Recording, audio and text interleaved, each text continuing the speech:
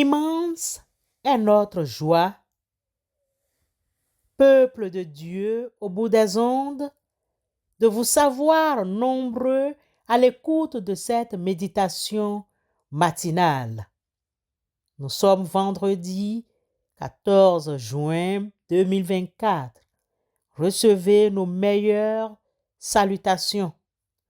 Nous reconnaissons de prier Dieu avec vous. N'oublions pas que dans le livre des Nombres, au chapitre 23, verset 19, il est écrit: Dieu n'est pas homme pour mentir, un fils d'Adam pour se rétracter. Va-t-il dire et ne pas agir, prononcer une parole et ne pas l'exécuter? Amen.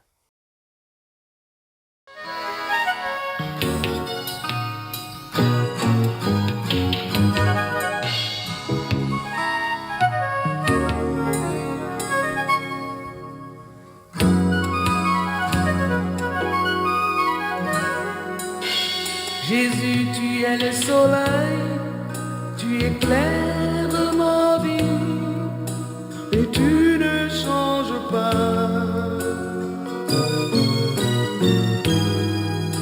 Toi, Jésus, mon soleil, ta lumière me bénit et tu ne changes pas.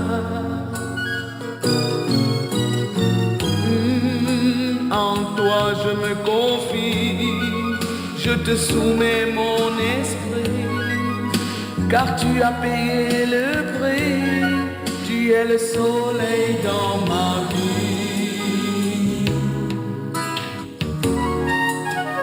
Soleil dans ma vie. Captivante beauté, tu enivres mon cœur.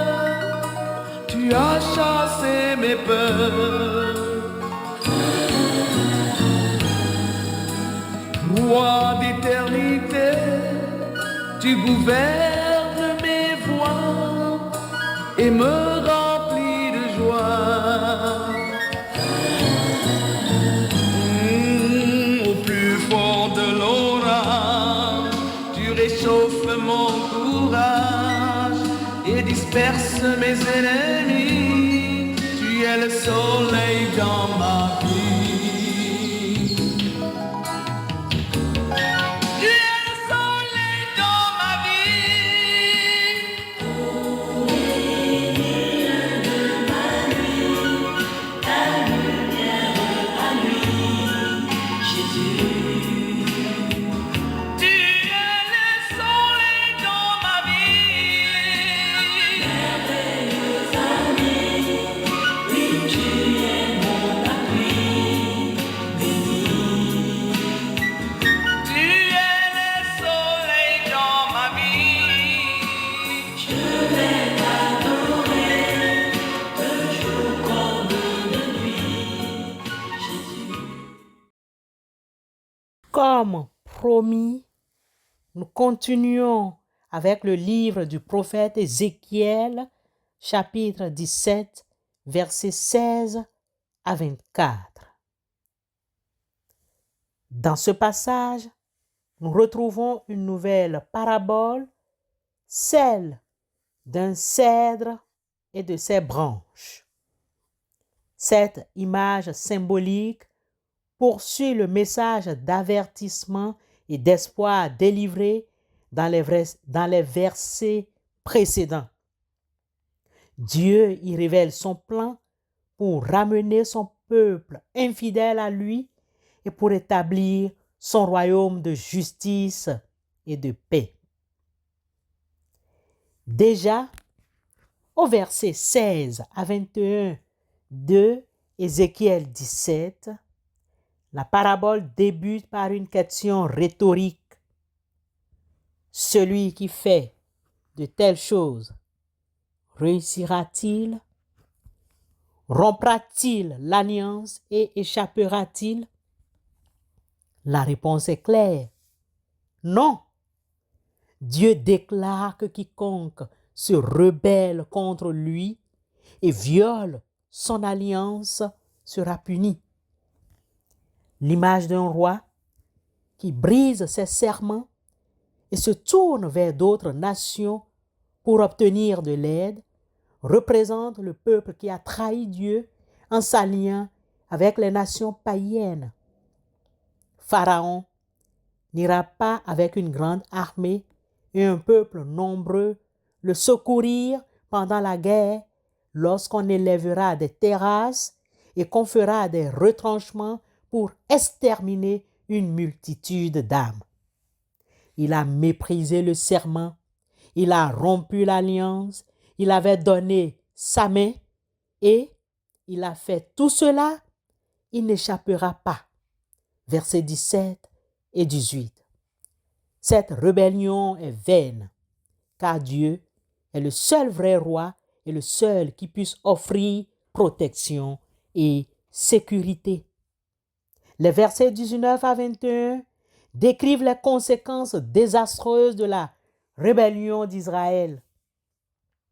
Le roi sera déporté à Babylone et il mourra et le peuple sera dispersé parmi les nations. Jérusalem, la ville sainte, sera détruite.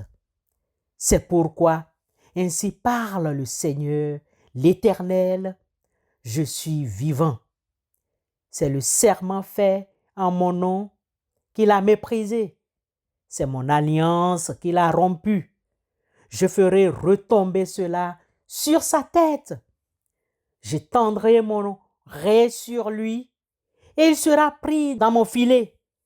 Je l'emmènerai à Babylone et là, je plaiderai avec lui sur sa perfidie à mon égard.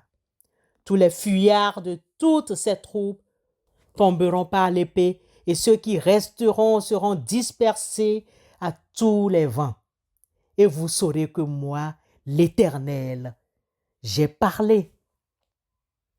Malgré ce sombre tableau au verset 22, Dieu offre une lueur d'espoir.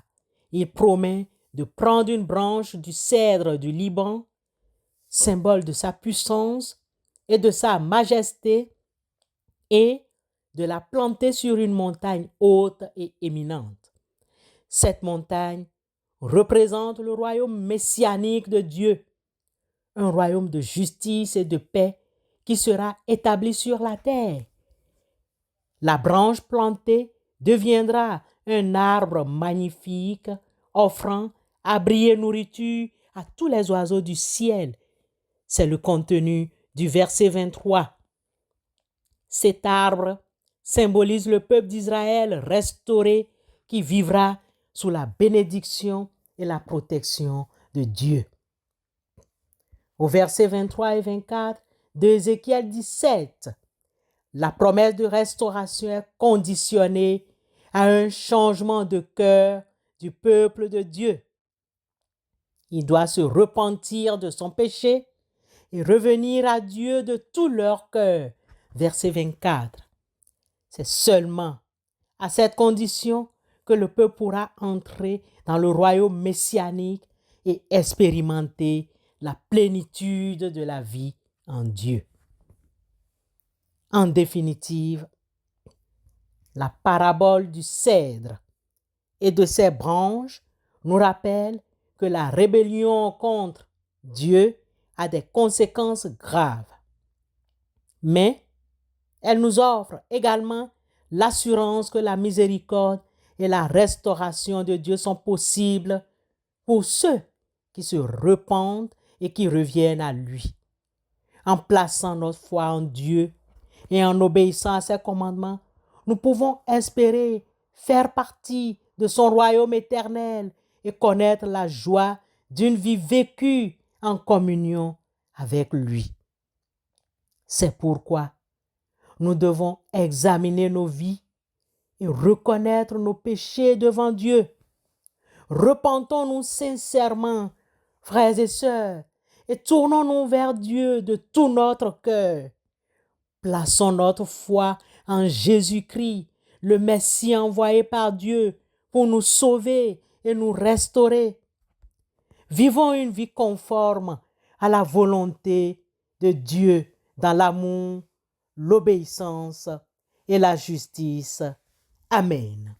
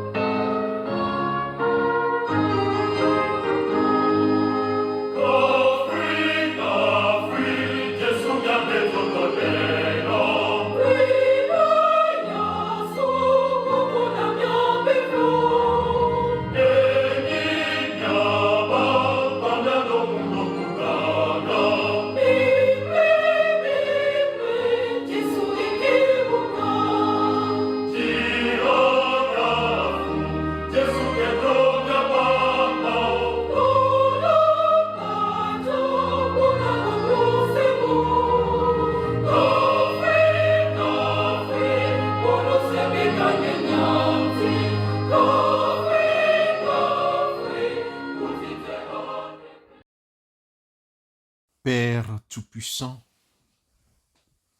nous venons humblement devant toi te confier ce nouveau jour. Merci de nous avoir promis ta restauration. Merci parce que toi tu es un Dieu qui aime toujours le pécheur, mais pas le péché en lui. Merci. Nous mettons cette journée sous tes pieds. Nous déposons tous les domaines de notre vie à tes pieds au nom de Christ Jésus. Dieu notre Père, nous te prions pour que tu guides nos pas, que tu éclaires notre chemin et que tu nous tiennes par la main, car tu sais que humains que nous sommes, nous faisons des projets, mais celui qui a le dernier mot, c'est toi. Conduis-nous au cours de ce week-end qui débute.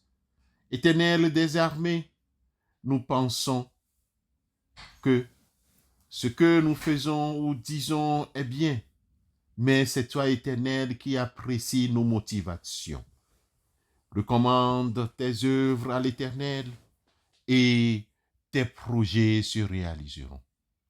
À partir de tes promesses tirées des versets 1 à 3 des Proverbes 16, Père éternel, accorde-nous la grâce de savoir lire ta volonté et s'y conformer.